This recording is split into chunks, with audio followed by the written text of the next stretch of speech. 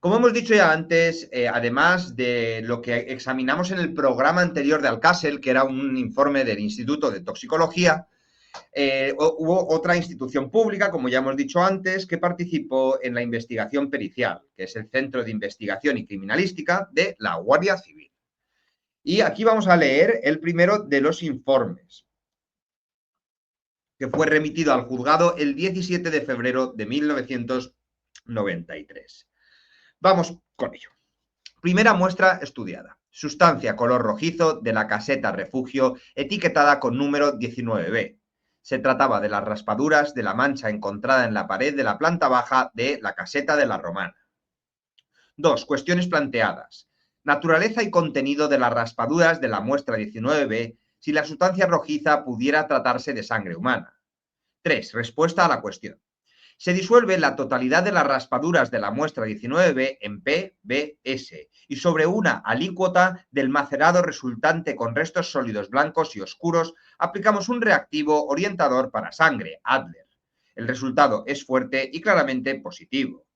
Paramos aquí el estudio para no agotar la sustancia problema, ya que este laboratorio podría llegarse a lo sumo hasta grupo sanguíneo sistema ABH. Se envía la muestra restante al Departamento de Madrid del Instituto Nacional de Toxicología para analizar mediante técnicas de mayor poder discriminatorio y posterior cotejo con otras muestras biológicas allí obrantes relacionadas con este mismo caso. Conclusiones. A la vista de todo lo anteriormente expuesto, puede concluirse que este trabajo, en los términos generales, es que la muestra 19B contiene muy probablemente sangre. Aquí, la teoría conspiranoica pone de manifiesto que, de manera inexplicable, alguien había decidido que las raspaduras fueran enviadas al laboratorio de la Guardia Civil en lugar de ser remitidas al Instituto Nacional de Toxicología, como se consideraría lo lógico. Con esto lo único que se consiguió es que cuando las muestras llegaron a toxicologías ya no pudieron ser aprovechadas. El segundo de los informes realizados por la investigación y criminalística de la Guardia Civil era de balística y llevaba de fecha el 12 de marzo del 93. Simplemente para comentar un poco, antes de leer este informe de criminalística de la Guardia Civil, este segundo informe, disculpadme, quiero decir una cosa, que a mí no me parece del todo descabellado que se envíe algo a la Guardia Civil antes que el Instituto Nacional de Toxicología. Y no estoy del todo seguro si esa muestra pudiera haberse considerado, o sea, como dice Juan Ignacio Blanco, que llegaran, no pudieran ser aprovechadas. Pero no sé hasta qué punto podrían haber hecho una investigación más minuciosa de esta sangre, ¿no? Preguntas, sí, en las secciones, que lo voy a hacer por secciones hoy para resubirlo al canal. De hecho, muchos puede que estéis viendo esto ya resubido. Así que vosotros, como siempre os digo, podéis utilizar la sección del chat como un debate o como intercambio de ideas, lo que sea. Como siempre decimos, como un foro de Alcácer, en el que deis vuestra opinión, en el que otras personas puedan responder y encontremos algún tipo de terreno en común o terreno disidente, pero que podamos de alguna manera expresar nuestra opinión de manera respetuosa, como siempre os digo, chicos y chicas. Y sigo un poco con este informe. Segundo de los informes realizado por el Centro de Investigación y Criminalística de la Guardia Civil.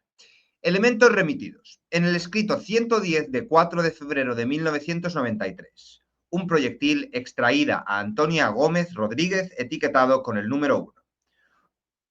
Un proyectil hallado entre las manos de Desiree Hernández etiquetado con el número 2.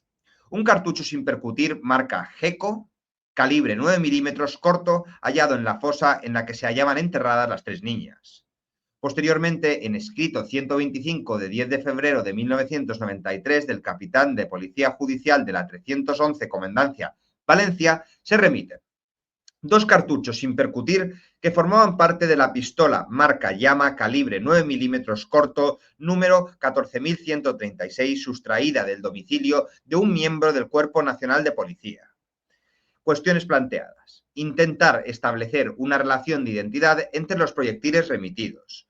Comparar los cartuchos remitidos en escrito número 125 con el hallado en que fueron descubiertos los 3 cadáveres. cotejar dichos elementos con antecedentes delictivos. Epígrafe 2. Resolución. 2.1. Estudio de los proyectiles. Características generales. Las características generales de los dos proyectiles remitido para análisis, que para estudio denominaremos problemas P1 y P2, son semejantes a los de los proyectiles que monta la cartuchería 8,81 x 17, conocida comúnmente como 9 milímetros corto. Características específicas. La superficie de dichos proyectiles está rayada por 6 campos y estrías con sentido de giro helicoidal hacia la derecha, cuya angulación y dimensiones son semejantes a las del ánima del cañón de algunas pistolas de las cuales se tiene información técnica en este centro, de entre las que cabría destacar las de fabricación nacional, algunos modelos de la marca Yama y Star. Estudio de los cartuchos. Los 3 cartuchos peritados, el recogido en el lugar de los hechos y los 2 remitidos en oficio posterior, pertenecen a munición de calibre 9 milímetros corto. Todos montan proyectil blindado de cuproníquel tipo ojival romo. El culote de los mismos está troquelado. El hallado en la fosa donde se encontraron los cuerpos sin vida de las 3 niñas, cuádruple A90, con las siglas GECO, a las 12, a las 6 aparece en el calibre 9 milímetros K, y en los espacios intermedios 2 figuras códigos de fabricación. Los 2 cartuchos remitidos posteriormente para estudios están marcados doble a 180 con las iniciales fabricante GECO y el calibre 9 mmK. Es cartuchería fabricada en Alemania por Gustav Genshoff & Company, Durlach. 2.3. Cotejo de casquillos y proyectiles. Generalidades. La identificación de un arma a través de los casquillos y proyectiles por ella disparados está fundamentada en las lesiones que durante la acción de disparo originan el culote de los casquillos, los mecanismos de percusión, extracción, expulsión y cabeza de cierre, y el labrado interior del cañón en la superficie de los proyectiles.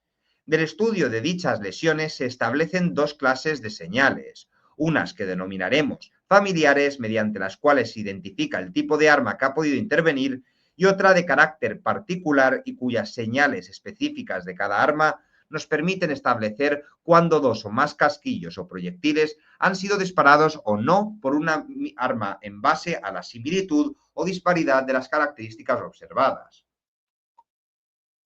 pudiendo, por consiguiente, establecer si existe una biunívoca relación de identidad entre los mismos con antecedentes de hechos delictivos anteriores, siempre que el uso repetido y prolongado del arma o manipulaciones efectuadas directamente sobre los citados mecanismos no haya alterado sustancialmente la configuración microscópica de los mismos. Consideraciones.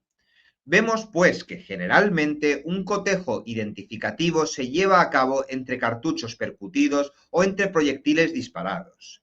En el caso de cartuchos sin percutir, como en el caso planteado, se podría establecer una relación de identidad cuando dichos cartuchos hubiesen sido introducidos en recámara y consiguientemente extraídos de la misma si en la superficie lateral de los mismos se hubiesen originado señales suficientes en cantidad y calidad producida por los labios del cargador o por las irregularidades de la boca de carga al ser introducidos en la recámara.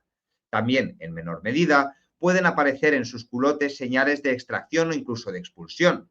Si la maniobra de extraer el cartucho de la recámara, impulsar manualmente el cierre hacia atrás, fuese efectuada con la suficiente violencia como para dejar impresas las señales de dichos mecanismos.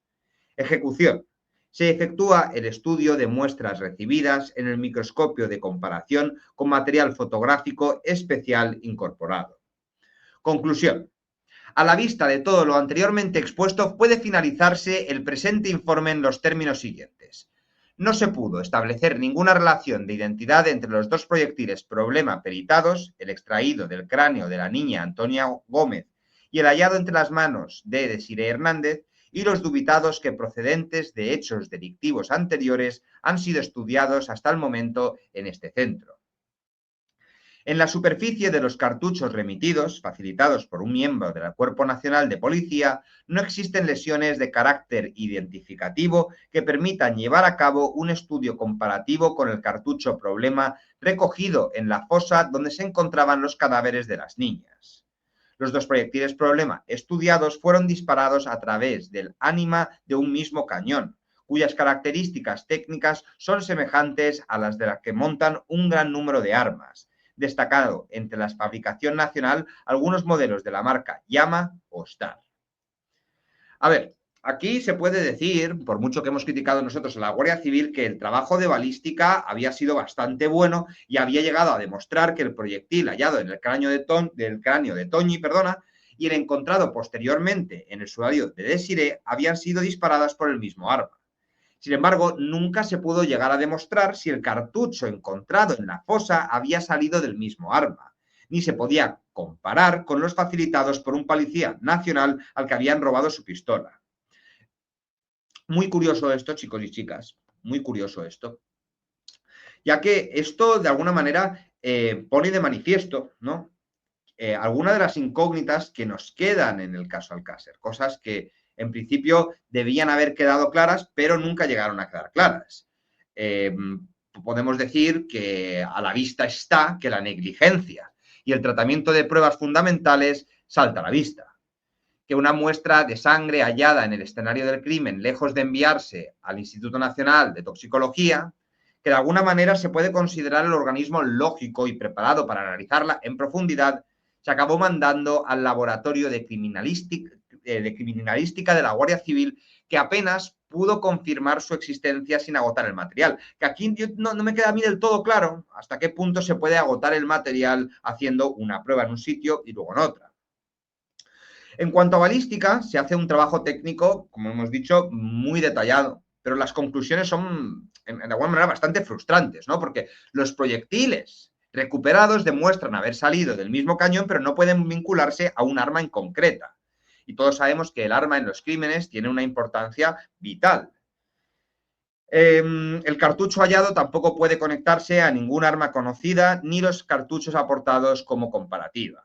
El inicio del análisis forense en Alcácer, bueno, ya muestra un patrón muy preocupante en la que las pruebas esenciales parece que están mal gestionadas, que tienen oportunidades perdidas y sobre todo una sensación de que la búsqueda de la verdad parece estar siendo sustituida por prisa por intentar cerrar un caso lo antes posible y encontrándose desastre tras desastre. Y esto, pues, no es un error aislado, porque sabemos que en Alcácer desde el principio hay cantidad de errores. Así que no sé qué pensáis vosotros, no sé qué opináis. A ver, el canal de Daga dice que se ha encontrado a Antonio Anglés, ¿Quién es Daga? ¿Quién es el canal de Daga? No tengo ni idea de quién es ese. Pero aquí, bueno, es que no sé. Antonio Anglés, ¿lo han encontrado dónde? ¿Dónde han encontrado a Antonio Anglés? Que me lo digan. Daga, Antonio Anglés. Es que no sé, esto me deja loco. El arma de Antonio Anglés. Bueno. Black Daga, ¿no? Investigación paranormal Black Daga. Ese es un poco el que hace, no es el que hace psicofonías, no sé. Enseñó unas fotos de antes y de ahora, dice que le va a hacer una entrevista. Le va a hacer una entrevista a Antonio Anglés. Bueno, no sé. Madre mía, nunca me acostumbraré a escuchar los detalles en este caso, no, Chloe, la verdad. Pero bueno, por lo menos el de hoy creo que es un poquito más suave que el anterior, que fue bastante duro, entrando en detalle sobre los genitales de las crías. Dice que después de estas fiestas va a hacer una entrevista a la persona que le ha pasado las fotos y le dio la información. Bueno, no sé. Yo creo que Anglés nadie le va a hacer. O sea, me parecería bastante raro que alguien le hiciera alguna entrevista. Pero bueno, nunca se sabe. Algún día alguien me callará la boca, ¿no? Y sacarán al Anglés en una entrevista. ¿Pero qué va a contar, no? Eso es lo que yo me pregunto. ¿Qué va a contar el Anglés? A ver, sigamos, si os parece entonces, voy a seguir con el siguiente informe realizado por los especialistas de la Guardia Civil, que tenía fecha el 22 de abril del 93, y era un estudio realizado sobre los guantes del colmenero, el hallado supuestamente en el interior de la fosa, supuestamente porque el juez no lo vio ni lo reseñó, y los encontrados también en la caseta de Alborache. Así que vamos con ello. Material que se remite. 2 guantes de apicultor que a continuación reseñamos. Un guante hallado en la fosa y etiquetado como muestra número 27. Un guante hallado en las inmediaciones del refugio de los presuntos autores, etiquetados como muestra 1A.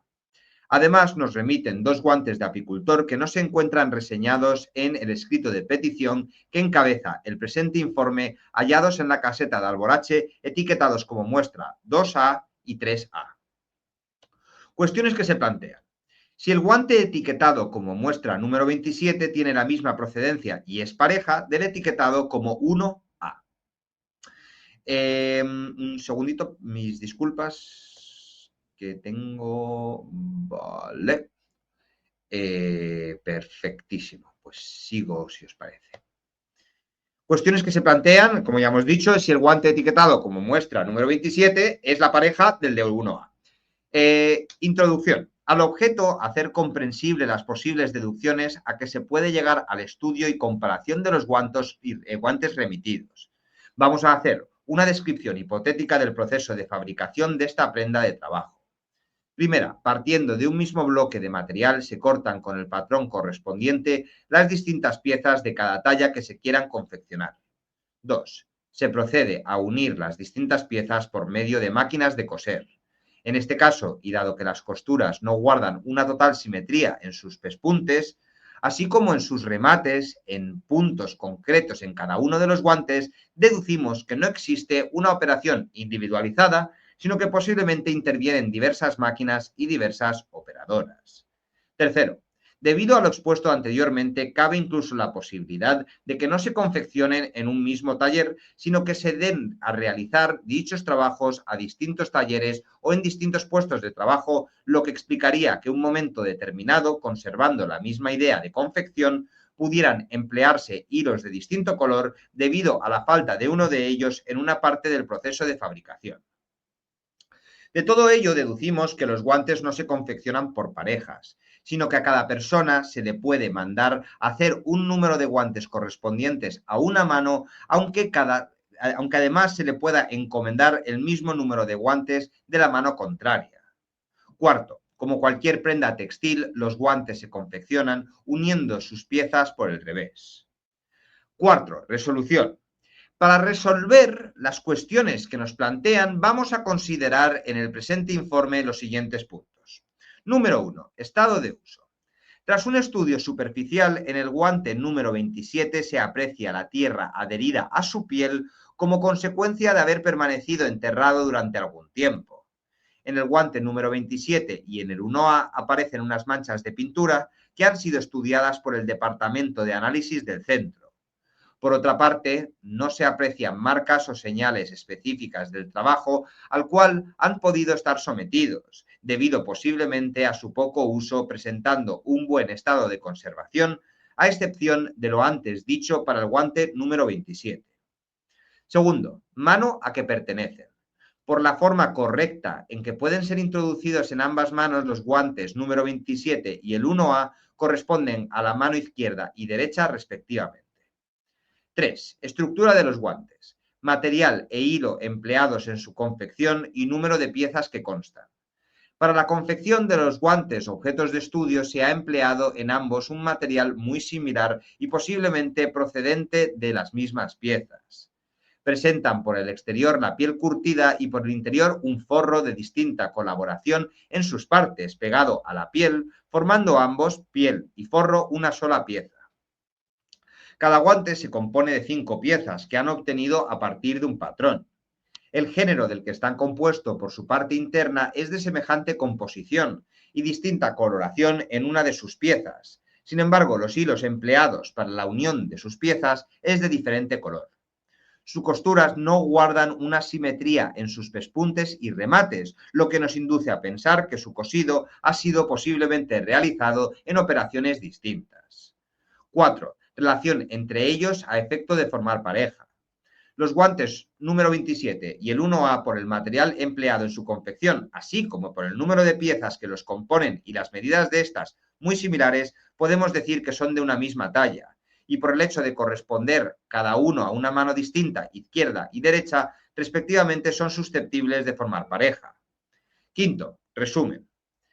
A la vista de todo, perdonadme. A la vista de todo cuanto anteriormente se ha expuesto, se concluye en el presente trabajo en los siguientes términos. Los guantes número 27 y el 1A por el material empleado en su confección, patrón y manufactura han podido ser confeccionados en una misma empresa y por sus similares medidas y al pertenecer uno a la mano izquierda y otro a la derecha respectivamente, son susceptibles de formar pareja. Igualmente, los guantes 2A y 3A por sus materiales, patrón y manufactura han podido ser realizados por una misma empresa y por sus similares medidas y pertenecer cada uno a una mano distinta. Son susceptibles de formar pareja. Tanto los guantes 27 y 1A como el 2A y el 3A por sus características anteriormente citadas han podido ser confeccionadas por una misma empresa, pero correspondiendo a tallas diferentes por estos dos últimos de dimensiones mayores que los guantes problema. Aquí, otra vez, vamos a intentar analizar lo que acabamos de leer, ¿no? Como siempre, aquí intentamos ser escépticos e intentamos no casarnos con nadie. Así que vamos a un análisis que podemos decir. En esta segunda parte que hemos comentado, los problemas de la investigación se agravan todavía más. El guante de apicultor hallado supuestamente en la fosa no fue ni siquiera mencionado por el juez en la inspección inicial del escenario, lo que genera profundas dudas del origen de este guante. Es difícil aceptar como fiable una prueba que ni siquiera está documentada oficialmente su descubrimiento. Porque claro, si empezamos a considerar pruebas cuyo descubrimiento no está documentado, ¿quién nos da a nosotros la certeza de que eso se encontró realmente en esta zona? Muchas personas dirían, bueno, habrá que creerles, ya que son la Guardia Civil y se dedican a proteger. Pero en el momento en el que vemos tantos errores constantes, uno puede pecar de escéptico y uno puede pensar que igual hay algún interés o igual quieren cerrar el caso tan pronto que simplemente se limitan a hacer un trabajo chapuza absoluto, ¿no? Tanto si es como una cosa como si es otra, lo que podemos decir es que en el análisis de los guantes se revelan semejanzas de material y costura, pero también diferencias entre el color del hilo y la confección. Aunque podrían pertenecer a una misma fábrica, no hay una simetría perfecta que confirmen que sean pareja natural. Podemos especular que sí lo eran, pero no podemos confirmarlo de manera certera.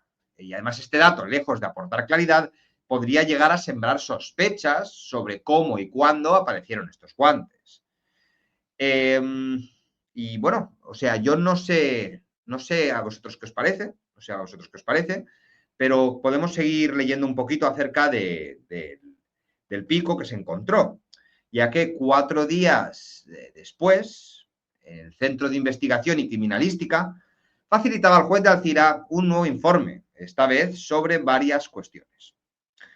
La primera, muestras recibidas. Un pico etiquetado como muestra 6A, hallado en un refugio utilizado por los presuntos autores en la caseta de Alborache. Tierra de la fosa, donde se encontraron los cadáveres, etiquetada como muestra 2F. Tierra de la fosa, donde se encontraron los cadáveres, etiquetada como muestra 15F. Una bolsa conteniendo restos vegetales y una cantidad muy escasa de tierra, rotulada como muestra número 22, procedente de los bajos del Opel Corsa de Miguel Ricard. Trozo de metal interior de la fosa etiquetado como 13F. Un guante de apicultor hallado en la fosa y etiquetado como muestra número 27.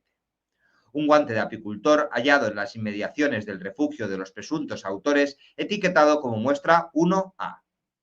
Guante de apicultor etiquetado como 2A hallado en la caseta de Alborache del que no se hace mención en el oficio penitenciario. Guante de apicultor etiquetado como 3A hallado en la caseta de Alborache del que no se hace mención en el oficio penitenciario. 2. Cuestiones planteadas.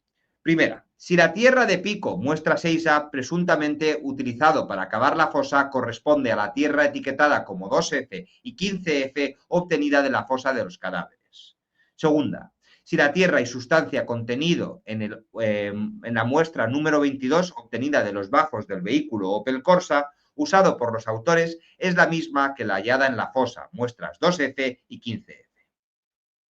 Tercera, si el trozo de metal de la muestra 13F encontrado en el interior de la fosa puede ser de un proyectil de arma de fuego o bien su posible procedencia de la expulsión de una pirotecnia.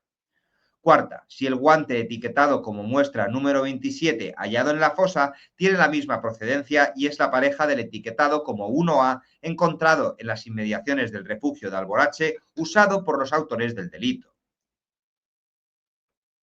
Quinta, estudia de las manchas al parecer de pintura de los guantes, muestras 27 y 1A. 3. Estudio de las tierras. Consideraciones preliminares de las muestras. La muestra 22, tierra debajo del coche, presenta una cantidad de tierra tan escasa que su estudio se hace extremadamente difícil, por lo que tras la observación con la lupa binocular hemos pedido la colaboración del Consejo Superior de Investigaciones Científicas de Madrid para hacer un examen de la misma con difracción de rayos X. Las muestras 15F y 2F, tierra de la fosa, están húmedas y la muestra 2F además contiene moho. El pico muestra el aspecto oxidado con el mango seco y medio suelto y la tierra se halla en el extremo más grueso del mismo, mientras que la parte más puntiaguda está limpia. Estudio de la tierra. Mediante una lupa estereomascroscópica observamos.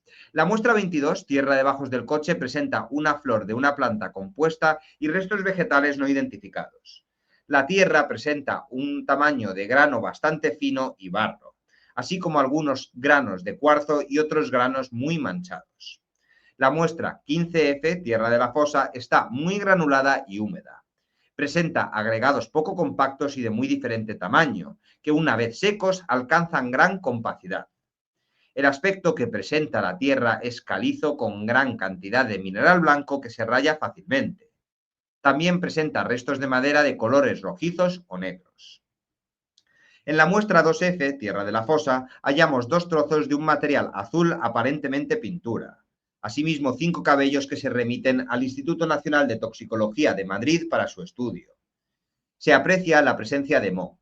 En cuanto a los restos vegetales, no resultan identificables. La tierra en sí misma resulta similar a la muestra 15F. En la tierra extraída del pico, que está muy seca, hay restos de paja y los granos de tierra son muy finos que se unen formando barro. Se aprecia la presencia de material oxidado. Efectuado el estudio preliminar con la lupa, procedemos a la observación de las muestras con un microscopio electrónico de barrido Philips 501 dotado de analizador por energía dispersiva EDAX 9900.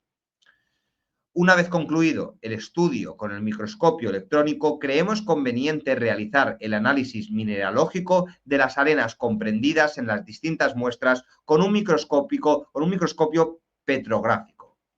Estudio del trozo de metal. El fragmento metálico está oxidado y muy sucio. Su forma no se asemeja a la de un proyectil por arma de fuego. Para conocer su composición empleamos el microscopio electrónico de barrido. Tras el microanálisis correspondiente comprobamos que se trata de una pieza de hierro, lo que viene a reafirmarnos en la idea de que no se trataba de alguna parte de proyectil de arma de fuego.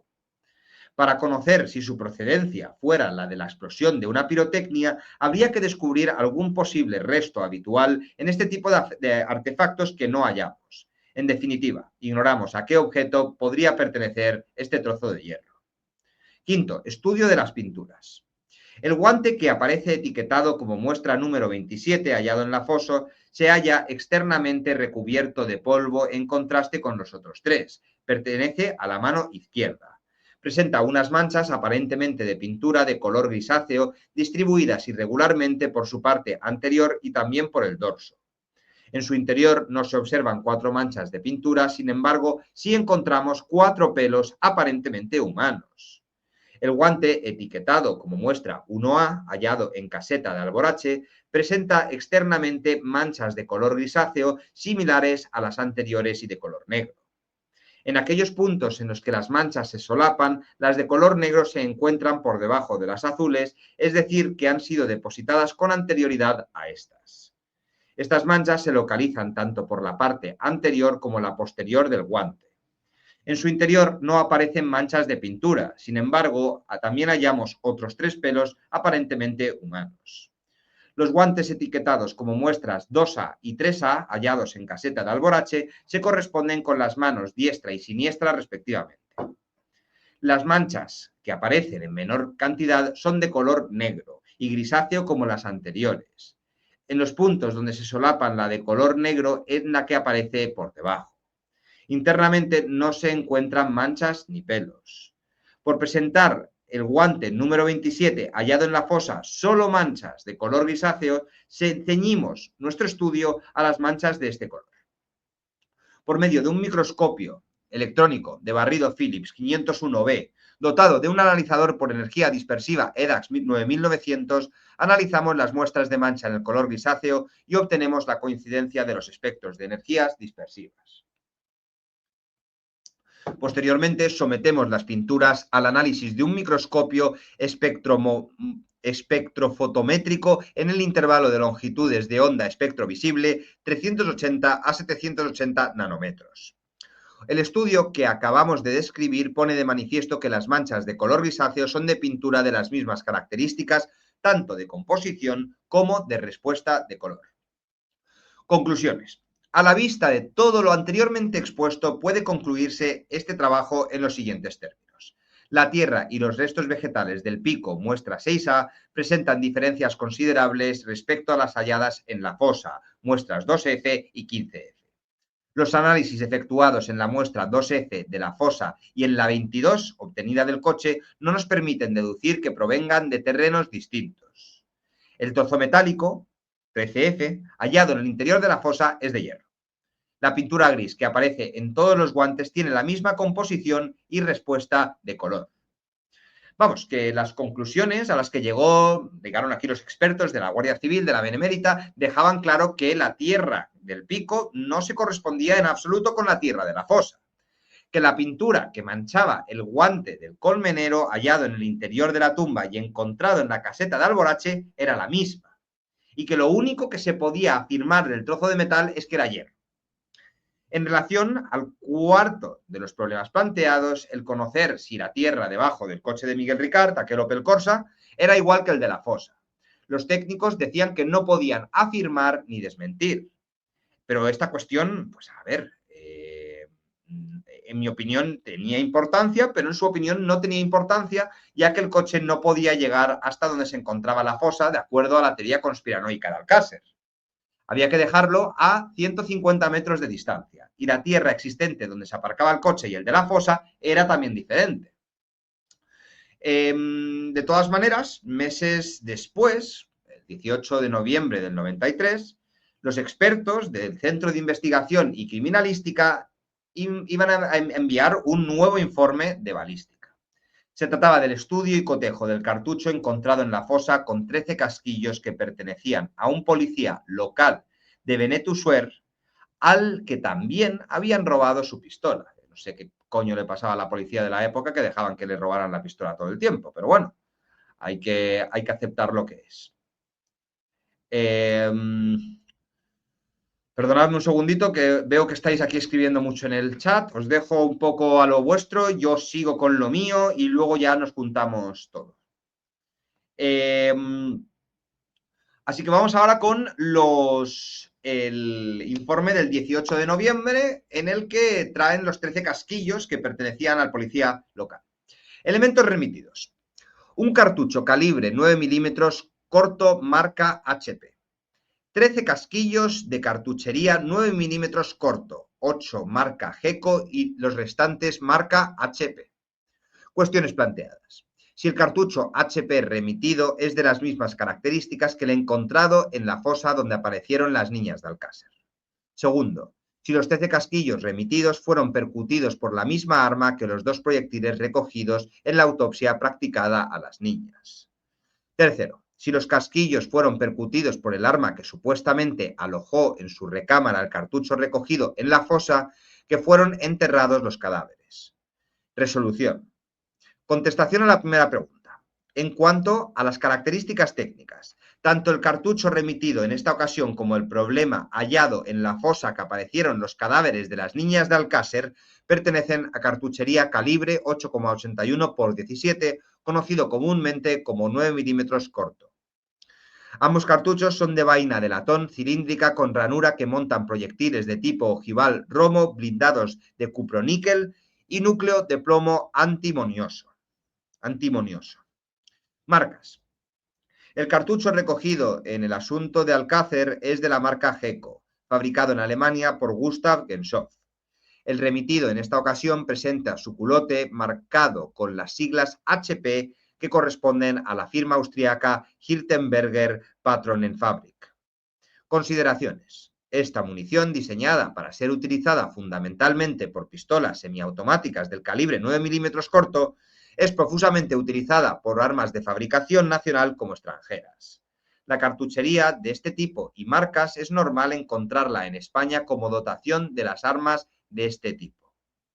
Contestación a la segunda pregunta.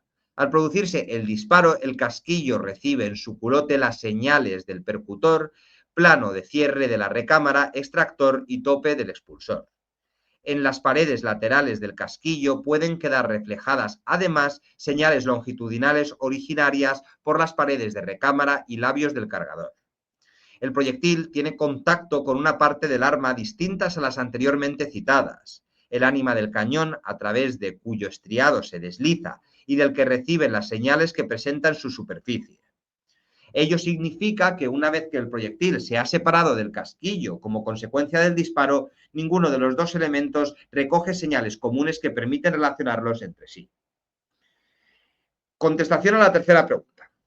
Cotejo de casquillos. Generalidades. La identificación de un arma a través de los casquillos por ella disparados está fundamentada en las lesiones que durante la acción del disparo originan en el culote de los cartuchos del mecanismo de percusión, los de extracción y expulsión. Del estudio de dichas lesiones se establecen dos clases de señales.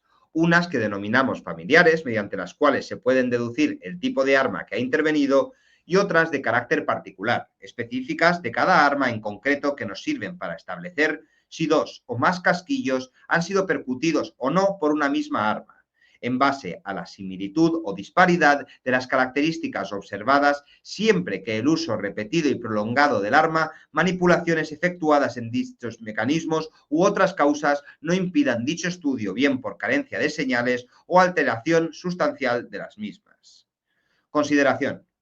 Ya apuntábamos en el informe 302/93 emitido sobre este mismo asunto que en algunos casos podían efectuarse cotejos con cartuchos sin disparar por las posibles lesiones de recámara, cargador e incluso de extracción y expulsión que la superficie del mismo puede presentar, si estuvo en contacto con dichos mecanismos. Ejecución. Con el auxilio de un macroscopio de comparación con material fotográfico especial incorporado, se procedió a cotejar el cartucho sin disparar recogido en la fosa donde se hallaban los cadáveres de las 3 niñas, con las 13 vainas remitidas para su estudio. Tras dicho análisis comparativo, no pudo establecerse ninguna relación de identidad, ni positiva ni excluyente. Conclusión. A la vista de todo lo anteriormente expuesto, puede finalizarse el presente informe en los términos siguientes. El cartucho calibre 9 mm corto remitido presenta unas características técnicas semejantes a las de que se apareció en la fosa donde fueron encontrados los cuerpos sin vida de las niñas de Alcácer. Valores comunes a la gran mayoría de la cartuchería de este calibre diseñada para ser utilizada por gran número de pistolas semiautomáticas tanto nacionales como de origen extranjero. Una vez que el proyectil se separa del casquillo como consecuencia del disparo, no presentan ninguno de los dos elementos señales comunes que permiten relacionarlos entre sí. No se puede establecer ninguna relación de identidad, ni positiva ni excluyente, entre las 13 vainas remitidas y el cartucho recogido en el lugar donde aparecieron los 3 cadáveres de las niñas de Alcácer. Así que en este nuevo informe de balística, y pese al trabajo realizado, no se puede demostrar si la pistola robada al policía de Benetúser fue la empleada para disparar sobre las 3 niñas. El último de los informes realizados por la Guardia Civil hacía referencia al trozo de papel que se encontró enterrado en la fosa y llevaba fecha 29 de marzo de 1994. Informe 657/94. Problema. Determinar si es posible las inscripciones que pudieran existir en la muestra de papel que se remite. 2. Muestra remitida. restos de papel apelmazado y endurecido como consecuencia de haber sido lavado previamente, introducido en una prenda de vestir, referencia 7F. 3. Resolución. Para poder comprobar si existían o no inscripciones en la muestra de papel remitida, primeramente se ha de humectar el papel durante una larga temporada para darle elasticidad y poder de esa manera ir estirándolo poco a poco. Posteriormente hay que limpiar todo lo que cubría hasta conseguir llegar a un total estiramiento.